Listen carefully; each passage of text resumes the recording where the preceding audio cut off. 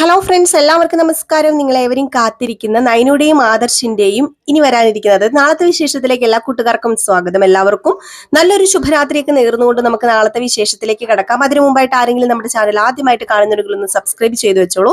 അതിനോടൊപ്പം മാക്സിമം എല്ലാവരും നമ്മുടെ വീഡിയോ ഇഷ്ടപ്പെടുകയാണെങ്കിൽ തീർച്ചയായിട്ടും ഒരു ലൈക്ക് അടിച്ചിട്ട് കാണാൻ വേണ്ടി ശ്രമിക്കണേ. അപ്പൊ നമുക്ക് നേരെ നാളത്തെ വിശേഷത്തിലേക്ക് തന്നെ കടക്കാം. ഇന്ന് അവസാന സീനായിട്ട് കണ്ടത് വേറെ ഒന്നുമല്ല, നമ്മുടെ അഭിക്കിട്ടൊരു ഒറ്റ പൊട്ടീര് വെച്ച് കൊടുക്കുകയാണ്. ജലജ, നീ എന്തു പരിപാടിയാടാ കാണിച്ചതെന്ന് പറഞ്ഞുകൊണ്ട് ഏതായാലും അപ്പം നമ്മുടെ ജയൻ വന്ന് തടഞ്ഞു. ജയൻ വന്ന് തടയുക മാത്രമല്ല, അവിടെ എല്ലാവരും പ്രതികരിച്ചു. അതിനൊപ്പം നമ്മുടെ നവ്യയും പറഞ്ഞു, ഇത് നേരത്തെ എന്നോട് പറയുമായിരുന്നെങ്കിൽ ഞാൻ പറയില്ലായിരുന്നോ അമ്മായിയോട്? എനിക്കറിയാലോ ഇവന്റെ ഓരോ നീക്കവും, അഭിയുടെ ഓരോ നീക്കവും എനിക്കറിയാം, ഞാൻ പറയുമായിരുന്നല്ലോ എന്നിങ്ങനെ പറഞ്ഞു കേട്ടോ. അപ്പൊ ഇതൊക്കെ കഴിഞ്ഞു കഴിഞ്ഞപ്പോഴത്തേക്കും വസന്തര പറഞ്ഞു, വെറുതെ അല്ലടാ നിനക്ക് ആദർശ് കമ്പനിയിലെ ഒരു സ്ഥാനവും തരാത്തത്, നിനക്കിപ്പം മനസ്സിലായല്ലോ ജലജെ, നീയാ നിന്റെ മകന് വളം വെച്ചു കൊടുക്കുന്നത്. ഇനിയെങ്കിലും നിന്റെ മകനെ ഇതുപോലെയുള്ള വെട്ടിപ്പിൽ നിന്നും തട്ടിപ്പിൽ നിന്നും മാറ്റി നിർത്തുകയാണെങ്കിൽ നിന്റെ മകന് മൂർത്തീസ് ജ്വല്ലറിയിൽ ഇപ്പൊ തുടരുന്ന സ്ഥാനം തുടരാം, അതും വെറും ഒരു സ്റ്റാഫായിട്ട് മാത്രം. അല്ലെങ്കിൽ ഞാൻ പറഞ്ഞേക്കാം, ആ സ്ഥാനവും അവൻ അവിടെ ഉണ്ടാവില്ല. ഇത് മുത്തശ്ശൻ അറിഞ്ഞു കഴിഞ്ഞാൽ ഉണ്ടാകുന്ന പ്രശ്നം എന്തൊക്കെയാണെന്ന് ഞാൻ പ്രത്യേകിച്ച് എടുത്തു പറയേണ്ട കാര്യമില്ലല്ലോ എന്നിങ്ങനെ പറയാണ്. ഇതൊക്കെ കേട്ട് കഴിഞ്ഞപ്പോഴത്തേക്ക് നമ്മുടെ ജലജ പറഞ്ഞേടാ, മതിയായല്ലോ നിനക്ക്, എല്ലാരെ കൊണ്ടും പറയിപ്പിച്ചപ്പോ നിനക്ക് മതിയായല്ലോ. എല്ലാവരും ഇപ്പൊ പറയുന്നത് തന്നെയാ എന്റെ വളർത്തു ദോഷം, അല്ലെങ്കിലും എന്റെ വളർത്തു ദോഷം തന്നെയാ. എടാ, നിനക്ക് ലേശം ബുദ്ധി ഉണ്ടെങ്കിൽ നീ ബുദ്ധിപരമായിട്ട് ചിന്തിച്ച് കാര്യങ്ങൾ ചെയ്യണം. എടാ, നയന എന്ന് പറയുന്ന ആ പെണ്ണ്, ഒരു പെണ്ണായിട്ട് പോലും അവള് ചെയ്യുന്ന ഓരോ കാര്യങ്ങളും നീ ശ്രദ്ധിച്ചിട്ടുണ്ടോ? അവൾ അതുപോലെ ചെയ്യത്തുള്ളൂ. അവള് കുതന്ത്രമായിട്ട് നിന്ന് എല്ലാരെയും തട്ടിക്കാനും വെട്ടിക്കാനും പഠിച്ചവളാണ്. നിന്റെ ഭാര്യയും കണക്കാ, നീയും കണക്കാ. നീ കണ്ടെത്തിയ നിന്റെ പെണ്ണും ഇതുപോലെ തന്നെയല്ലേടാ, അവളുടെ സ്വഭാവം ഇത് തന്നെയല്ലേടാ എന്നൊക്കെ ചോദിക്കുകയാണ്. ഏതായാലും അപ്പോഴത്തേക്കും ബാക്കി എല്ലാവരും പിരിഞ്ഞു പോയി കേട്ടോ. അപ്പൊ നമ്മുടെ ജയൻ ദേവയാനിയോട് പറഞ്ഞു, ഏതായാലും ഞാൻ ഓർത്തത് നീ ഇനിയിപ്പം ആരെങ്കിലും ചൂണ്ടിക്കാണിക്കുന്നവരെ കണ്ടിട്ട് വിശ്വസിച്ച് നീ 50 ലക്ഷം രൂപ കൊടുക്കുന്ന ഞാൻ വിചാരിച്ചത്. ഏതായാലും ദേവയാനി രക്ഷപ്പെട്ടു എന്ന് പറഞ്ഞപ്പം എന്താ ജയേട്ടൻ വിചാരിച്ചത്? ഞാൻ അത്രയ്ക്ക് പൊട്ടിയാണെന്ന് വിചാരിച്ചോ? ഞാൻ അത്രയ്ക്ക് പൊട്ടിയൊന്നുമല്ല. പിന്നെ ഞാൻ പറഞ്ഞേക്കാം, നിങ്ങളൊക്കെ നാഴികയ്ക്ക് 40 വട്ടം പറയുന്നുണ്ടല്ലോ, പറഞ്ഞു തരില്ല, ആരാണ് കരള് തന്നതെന്ന് പറഞ്ഞു തരില്ല എന്ന്. അതിന്റെ കാരണം എന്താണെന്നൊന്നും ഞാൻ ചോദിക്കുന്നില്ല. പക്ഷെ ഞാൻ ഇപ്പോഴും പറയുകയാ, ആ പെൺകുട്ടീനെ നിങ്ങൾ ആരും പറഞ്ഞു തരേണ്ട കാര്യമില്ല. ആ പെൺകുട്ടി ആരാണെന്ന് എനിക്കറിയാം. അത് അത്രയേ ഉള്ളൂ. ഇനി ഇതിനെക്കുറിച്ച് കൂടുതൽ ഞാൻ പറയാനോ ചോദിക്കാനോ ഒന്നും നിൽക്കുന്നില്ല. നിങ്ങൾക്ക് അതൊരു ബുദ്ധിമുട്ടാകുമെങ്കിൽ അതിന്റെ കാര്യം എനിക്കില്ല. അതുകൊണ്ട് ഞാൻ ഈ ടോപ്പിക് ഇവിടെ കൊണ്ട് അവസാനിപ്പിക്കുകയാണ്. എന്നോട് ഇനി ആരും ഇത് ചോദിക്കുകയും വേണ്ട, ഞാൻ ഇതിനി ആരോടും ചോദിക്കുകയുമില്ല, പറയുകയുമില്ല എന്ന് പറഞ്ഞ് നമ്മുടെ ദേവയാനി അങ്ങ് മാറിപ്പോവുകയാണ് കേട്ടോ. ഏതായാലും ആശ്വാസമായി എന്ന് പറയാം നമ്മുടെ നയനയ്ക്ക്. അങ്ങനെ നയനെ പറയാണ്, ആദർശനോട് ഫോൺ വിളിച്ചാട്ടോ പറയുന്നത്, ഏതായാലും പ്രശ്നങ്ങളൊന്നും തന്നെ ഇല്ല ആദർശേട്ടാ, പേടിക്കൊന്നും വേണ്ട. ഇങ്ങനെയൊക്കെ ആയിരുന്നു പ്രശ്നങ്ങളൊക്കെ ഉണ്ടായത്. അതേതായാലും അമ്മ തന്നെ കൈകാര്യം ചെയ്തിട്ടുണ്ട്. നമ്മൾ വിചാരിച്ച പോലെയൊന്നും അല്ല. അമ്മ അങ്ങനെ എടുത്തോ പിടിച്ചോ എന്നും പറഞ്ഞ് കാര്യങ്ങളൊന്നും ചെയ്യുന്ന കൂട്ടത്തിലല്ല. അമ്മ എല്ലാം നോക്കിയും കണ്ടുമൊക്കെ ചെയ്യത്തുള്ളൂ. ഏതായാലും ആദർശേട്ടൻ്റെ അമ്മ മിടുക്കി തന്നെയാ. അഭിയെ പോലീസിനെ കൊണ്ട് പിടിപ്പിക്കുകയും അഭിയുടെ കൂടെ നിന്ന പെണ്ണിനെ പോലീസിനെ കൊണ്ട് പിടിപ്പിക്കുകയും നല്ല 2 തല്ലു വെച്ച് കൊടുക്കുകയും ചെയ്തിട്ടുണ്ട്. അതുകൊണ്ട് തന്നെ ഇനി ഈ വക ശല്യങ്ങൾ ഉണ്ടാവില്ല അവന്റെ ഭാഗത്ത് നിന്ന് എന്നൊക്കെ ഇങ്ങനെ പറഞ്ഞപ്പോഴത്തേക്കും ആദർശ് പറഞ്ഞു, എങ്കിൽ നീ ഒരു കാര്യം ചെയ്യാം, അവിടെ നിന്ന് നീ തിരിച്ചിങ്ങോട്ടേക്ക് പോരെ. ഏതായാലും ഇവിടെ ഇങ്ങോട്ടേക്ക് വാന്ന് പറഞ്ഞപ്പോ അതെന്താ ഞാൻ അങ്ങോട്ടേക്ക്, അതിങ്ങോട്ടേക്ക് നീ വാ, നമുക്കൊന്ന് കറങ്ങാനൊക്കെ പോകാന്നൊക്കെ പറയാണ്.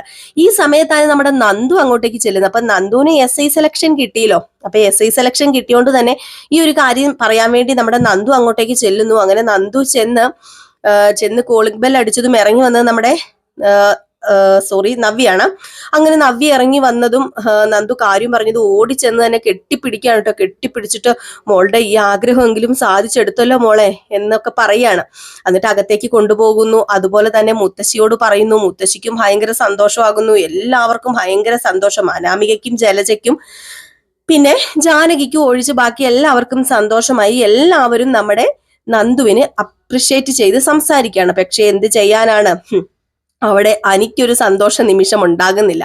ഈ ഒരു സമയം തന്നെ നമ്മുടെ അനാമിക അവളെ ചേച്ചിമാരോടും അനിയത്തിയോടും പറയാൻ വേണ്ടി, അവളുടെ ചേച്ചിമാരോട് പറയാൻ വേണ്ടി മാത്രമല്ല ഇങ്ങോട്ടേക്ക് വന്നത്. ഇത്രയ്ക്ക് റിസ്ക് എടുത്ത് അവൾക്കൊരു ഫോൺ വിളിച്ച് പറഞ്ഞാൽ പോരെ? അവൾ എപ്പോഴും ഇങ്ങോട്ട് വന്ന് ഇങ്ങനെയൊക്കെ സംസാരിക്കുന്നത് എന്തിനാണെന്നോ? അത് നിന്നെ കാണാൻ വേണ്ടി തന്നെയാടാ, നീ ഇവിടെ ഉള്ളത് കൊണ്ടാടാ ഇങ്ങോട്ടേക്ക് വന്നതെന്നൊക്കെ പറഞ്ഞുകൊണ്ട് ഓരോന്നിങ്ങനെ പറയുകയാണ്.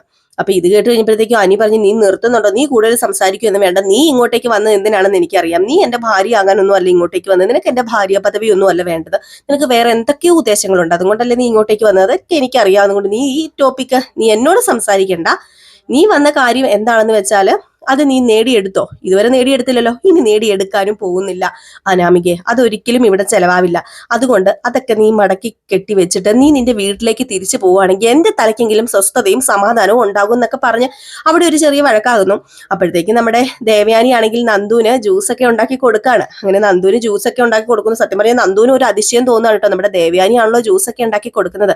അപ്പൊ ഈ ജ്യൂസ് ഉണ്ടാക്കുന്ന സമയത്ത് ജാനകി വന്ന് ചോദിക്കുക, എന്തിന്റെ സൂക്കേടാ ഏടത്തി എന്തിനാ ഈ ജ്യൂസൊക്കെ ഉണ്ടാക്കി കൊടുക്കണം, ഇതിന്റെ കാര്യം വല്ലതും ഉണ്ടോ എന്നിങ്ങനെ ചോദിക്കണം. അപ്പൊ ഇങ്ങനെ ചോദിച്ചു കഴിഞ്ഞപ്പോഴത്തേക്കും നമ്മുടെ ദേവയാനി പറഞ്ഞു, അത് പിന്നെ ഞാനൊരു കാര്യം പറയട്ടെ, നയനയുടെ അനിയത്തിയാണല്ലോ ഈ പറയുന്ന നന്ദുവിന് എന്തെങ്കിലും ഉണ്ടാക്കി കൊടുത്തില്ലെങ്കിൽ, അവളെ ശ്രദ്ധിച്ചില്ലെങ്കിൽ എന്താ ഉണ്ടാകാൻ പോകുക, വേറെ ഒന്നുമല്ല ഉണ്ടാകാൻ പോകുക, എന്റെ മകനും ഇവിടുത്തെ അച്ഛനും അമ്മയും ഒക്കെ പരിഭവിക്കും.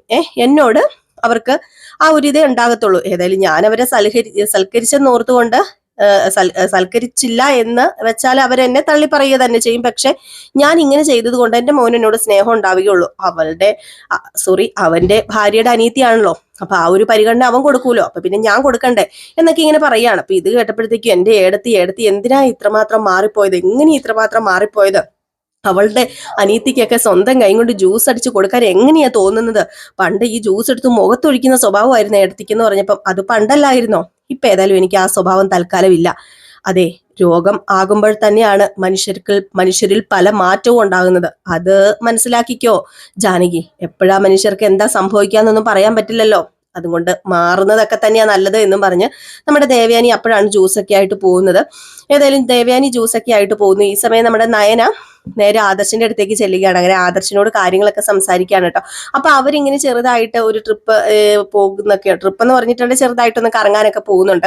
അപ്പൊ എപ്പോഴും ഓഫീസ് വീട് എന്ന് പറഞ്ഞുകൊണ്ടൊന്നും ഇരിക്കേണ്ട നയന, നമുക്ക് ഇടയ്ക്കൊരു എന്റർടൈൻമെന്റ് വേണമല്ലോ, ഓഫീസിന്റേതായ കാര്യങ്ങൾ, കുടുംബത്തിന്റേതായ കാര്യങ്ങൾ, നമുക്കും ഒരു എന്റർടൈൻമെന്റ് വേണമല്ലോ. അപ്പൊ അതുകൊണ്ടാണ് ഞാൻ നിന്നെ വിളിച്ച് ഇങ്ങോട്ടേക്ക് വരുത്തിയത് എന്ന് ചോദിച്ചപ്പോ, ഓഹോ അതിനാണോ എന്നെ വിളിച്ച് വരുത്തിയത്, ഏതായാലും നന്ദുവിന് അവക്ക് എന്തെങ്കിലും ഗിഫ്റ്റ് മേടിച്ചു കൊടുക്കണം, കാരണം അവള് SI സെലക്ഷൻ കിട്ടിയല്ലോ അവക്ക്, എങ്കിൽ പിന്നെ നമുക്ക് നന്ദുവിന് വേണ്ടി ഒരു പാർട്ടി തന്നെ അറേഞ്ച് ചെയ്യാം എന്നൊക്കെ ആദർശ് പറയുന്നുണ്ട് കേട്ടോ. ഇനി ഇതറിഞ്ഞു കഴിഞ്ഞിട്ടുണ്ടെങ്കിൽ അനാമികയുടെ തിളപ്പ് എന്തായിരിക്കും എന്ന് അറിയാലോ. ഏതായാലും ഈ സമയം നമ്മുടെ ജാനകിയോട് അനാമിക പറയുന്നുണ്ട്, എന്തൊക്കെ കൂത്താ അമ്മേ ഞാൻ ഇവിടെ കാണുന്നത്, ഇത് എന്നെ അവഗണിക്കുന്നതിന് തുല്യമല്ലേ, ഞാൻ ഒരു 100 തവണ പറഞ്ഞിട്ടുള്ളത് അവൾ ഇങ്ങോട്ട് കേറ്റരുത് എന്ന്, എന്നിട്ടും എല്ലാവരും അവളെ നിർബന്ധിച്ച് കേറ്റുന്നത് എന്തുകൊണ്ടാണ്, എനിക്കറിയാം ഇത് എന്നെ അവഗണിക്കുന്നത് തന്നെയാണ് എന്നും പറഞ്ഞുകൊണ്ട് അവിടെ കിടന്ന് അനാമിക അടുത്ത പ്രശ്നം ഉണ്ടാക്കുകയാണ്. അപ്പോഴേക്കും നമ്മുടെ ജലജയും വരുന്നുണ്ട്. ജലജയും വന്നു കഴിയുമ്പോഴത്തേക്കും ജാനകി പറയുന്നുണ്ട് കേട്ടോ, ജലജ നീ എന്തായാലും ചെയ്തത് മോശമായി പോയി, അങ്ങനെ ചെയ്യാൻ പാടില്ലായിരുന്നു എന്ന് പറഞ്ഞപ്പോൾ ജാനകി, ഞാൻ ഇതൊന്നും അറിഞ്ഞില്ല, അഭി ചെയ്ത് എന്തായാലും മോശമായി പോയി, ഏതായാലും ആൾമാറാട്ടമല്ലേ നടത്തിയത്, എന്തോ ഭാഗ്യം കൊണ്ട് അവൻ രക്ഷപ്പെട്ടു എന്ന് പറയാം, ഇല്ലെങ്കിൽ ഏട്ടത്തിയുടെ സ്വഭാവം അനുസരിച്ച് അവനെ ജയിലിൽ കൊണ്ടുവിട്ടേനെ, ഏതായാലും ഇനിയെങ്കിലും നോക്കിയും കണ്ടു അവനോട് നിൽക്കാൻ പറ എന്നിങ്ങനെ പറയുന്നുണ്ട്. അപ്പം നമ്മുടെ അനാമിക മനസ്സിൽ വിചാരിക്കുക, എന്റെ അച്ഛൻ പറഞ്ഞ അതേ കാര്യമാണല്ലോ അഭിയും ഇപ്പൊ ചെയ്തിരിക്കുന്നത്, അഭിയേട്ടനും ഇപ്പൊ ചെയ്തിരിക്കുന്നത്, അപ്പൊ ഞങ്ങൾ അങ്ങാനും ഇത് ചെയ്യുമായിരുന്നെങ്കിൽ എന്റെ ഈശ്വര, പോലീസ് ഞങ്ങളെ കൊണ്ടുപോയില്ലായിരുന്നോ, എല്ലാം അവിടം കൊണ്ട് അവസാനിച്ചേനെ എന്നൊക്കെ പറയുന്നുണ്ട്. ഏതായാലും ഈ സമയം നമ്മുടെ നന്ദു വന്നിട്ട് തിരികെ പോകുന്നുണ്ട് കേട്ടോ. നന്ദു വന്നിട്ട് തിരികെ പോകുന്നതും നമ്മുടെ അനാമിക രേവതിനെ വിളിച്ച് കാര്യങ്ങളൊക്കെ പറയുകയാണ്. ഏതായാലും ഈ കാര്യം പറയുമ്പോഴത്തേക്കും എന്റെ ദൈവമേ, ഇനിയിപ്പോ അവൾക്ക് SI സെലക്ഷനും കൂടെ കിട്ടി, ഇനിയിപ്പം അവള് പോലീസും കൂടെ ആയി കഴിഞ്ഞിട്ടുണ്ടെങ്കിൽ പിന്നെ മോളെ നമ്മുടെ കാര്യമൊക്കെ പോക്കായെന്ന് കൂട്ടിക്കൊണ്ടാ മതി എന്ന് പറഞ്ഞപ്പോ അവൾ അങ്ങനെ SI സെലക്ഷൻ കിട്ടി പോലീസാകാൻ ഞാൻ സമ്മതിക്കത്തില്ല, അങ്ങനെ SI സെലക്ഷൻ മാത്രമല്ലേ കഴിഞ്ഞിട്ടുള്ളൂ, ഇനിയും ഉണ്ടല്ലോ ഫിസിക്കൽ ടെസ്റ്റും അങ്ങനെ കാര്യങ്ങളൊക്കെ ഉണ്ട്, ഏതായാലും അതൊക്കെ അവക്ക് കിട്ടാൻ പോകുന്നില്ല നോക്കിക്കോന്ന് പറഞ്ഞപ്പോ, പിന്നെ ഫിസിക്കലാണോ അവക്ക് കിട്ടാത്തത്, മോൾ എന്തൊക്കെയാ പറയുന്നത്, അവളൊരു 10 പേര് അല്ല ഒരു 20 പേര് ഒരുമിച്ച് വന്നാൽ തല്ലി തോപ്പിക്കാനുള്ള ആരോഗ്യം ഉണ്ട് അവക്ക് എന്ന് പറഞ്ഞപ്പം, അവളുടെ ആരോഗ്യം അതെങ്ങനെയെങ്കിലും നമുക്ക് ഇത് അവസാനിപ്പിക്കണം, അവള് പോലീസ് ആയിക്കഴിഞ്ഞാൽ അറിയാലോ നമ്മുടെ ഒരു കളിയും നടക്കാൻ പോകുന്നില്ല എന്നൊക്കെ പറയുന്നുണ്ട്. ഏതായാലും വേണു ഇനി എന്തെങ്കിലും ചെയ്തു കൂട്ടോന്നൊന്നും അറിയില്ല, ഏതായാലും ചെയ്തു കൂട്ടിയാലും അതൊന്നും ഫലിക്കാനും പോകുന്നില്ല. അപ്പൊ ഇതൊക്കെ കോർത്തിണക്കിക്കൊണ്ട് ഒരു അടിപൊളി വിശേഷമാണ് നമ്മൾ നാളെ കാണാൻ പോകുന്നത്.